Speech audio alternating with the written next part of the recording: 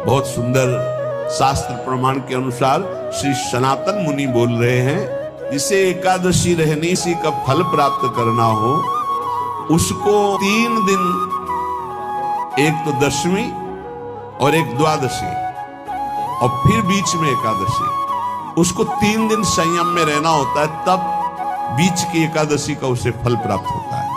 जिसे एकादशी व्रत रहना हो उसका नियम है कि दशमी के दिन कांसे के पात्र का त्याग करें। वैष्णव सिद्धांत है कि कभी जिसमें मांस बना उस रसोई का भोजन न ग्रहण करें।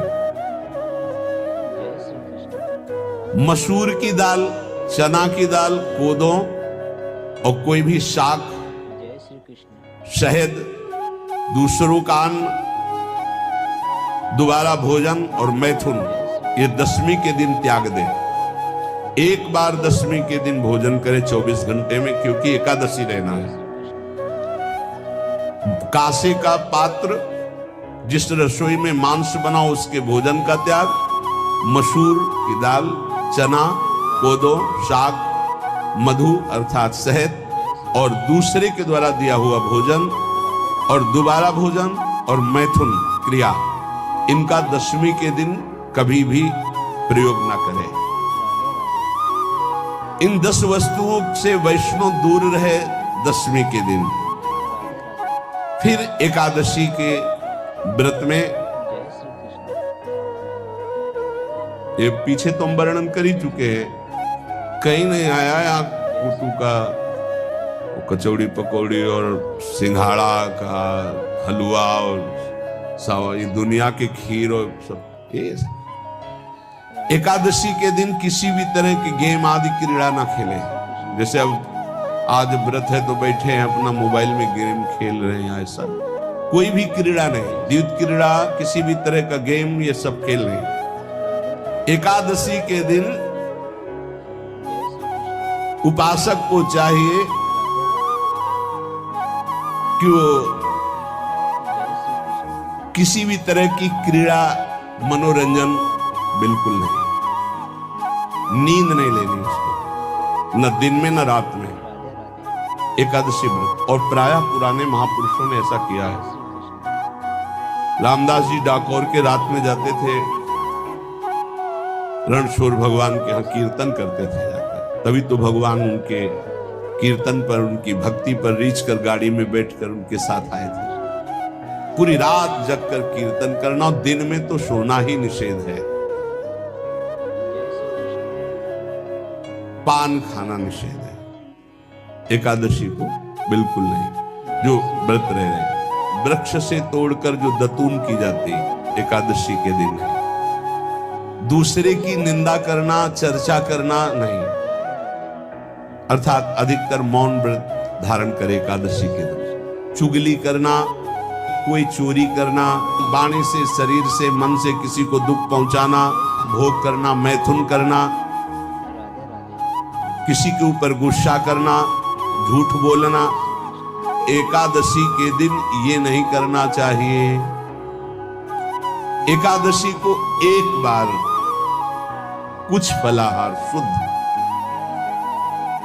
अगर आपके पास कोई व्यवस्था नहीं तो थोड़ा दूध है, जल है, ऐसे आप लेकर, या थोड़ा सा फल लेकर, थोड़ा सा फल लेकर के प्राण पोषण, एक दिन में मर नहीं जाओगे।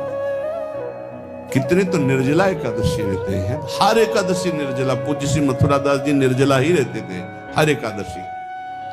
चलो भैया, आपकी सामर्थ्य नहीं तो जल 2-4 बार ले लो, एक बार थोड़ा सा दूध और फल ले लो, चल जाएगा काम, प्राणों का पोषण हो जाएगा। ये आचरण न करे, एक बार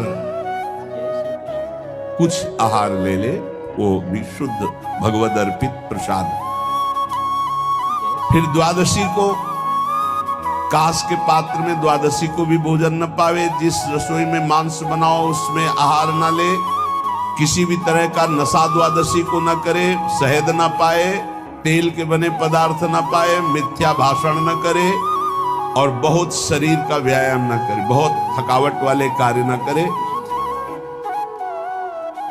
दोबारा भोजन न करे, एक बार द्वादशी को भी भोजन पवित्र, मैथुन न करे, जिसका स्पर्श नहीं किया जाता ऐसे पदार्थों का स्पर्श न करे, और मसूर की दाल न खाए। द्वादशी को जो इन नियमों का पालन करता है, दशमी द्वादशी ऐसे और एकादशी ऐसे, तब उसे एकादशी व्रत का फल प्राप्त होता है।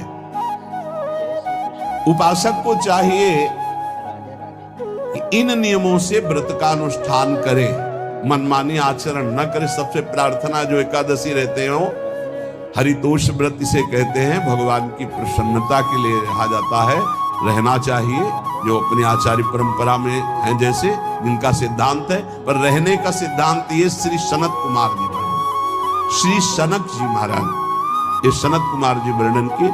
सनक जी महाराज कह रहे हैं, यदि भगवान का आश्रय नहीं, सत्संग नहीं है, तो इन चार में से एक हो तो नाश कर देता, फिर चारों हो तो सर्वनाश हो जाता है। यदि सत्संग नहीं है, यदि भगवद आश्रय नहीं है, खूब धन हो, जवान अवस्था हो, बढ़िया पद मिला हो, प्रभुत्व चलता हो और अज्ञान हो, फिर क्या कहना है?